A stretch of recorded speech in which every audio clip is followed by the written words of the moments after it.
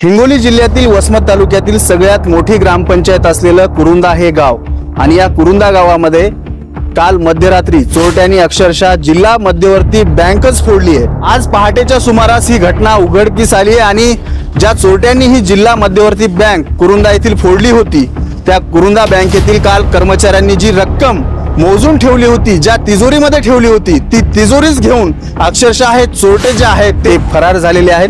कुरुंदा येथील जिल्हा मध्यवर्ती बँकेतील कर्मचाऱ्यांनी काल दिवसभर कामकाज केलं आणि या कामकाजाची जी काही आर्थिक उलाढाल होते ती रक्कम एका ओट्यावर मोजून ठेवत तिजोरीमध्ये ठेवली।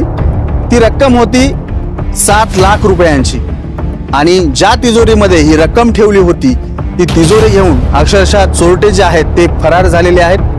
आश्चर्याची बाब ही आहे की या चोरट्यांनी ज्या बँकेमध्ये सीसीटीव्ही कॅमेरे लावले होते त्या सीसीटीव्ही कॅमेऱ्याचे फुटेज ज्या डीव्हीआर मध्ये जमा केले जातात, साठवले जातात, तो डीव्हीआर देखील पळवल्याची घटना ही कुरुंद्यामध्ये घडली आहे। ज्या तिजोरीमध्ये बँकेच्या कर्मचाऱ्यांनी 7 लाख रुपयांची रक्कम ठेवली होती ती भली मोठी आवाढव्य तिजोरी त्या चोरट्यांनी कशी उचलली हे आश्चर्याचाच भाग आहे।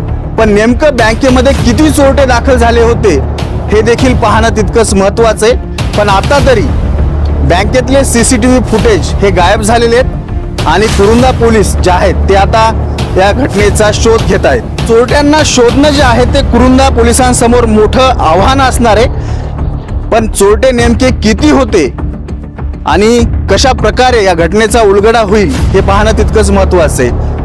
अशाच नवनवीन स्टोरीज, क्राईम स्टोरीज पाहण्यासाठी आमच्या युवा क्रांती न्यूजला फॉलो करा, लाईक करा, सबस्क्राईब करा आणि शेअर करायला विसरू नका। दिनेश कुलकर्णी, युवा क्रांती न्यूज, हिंगोली।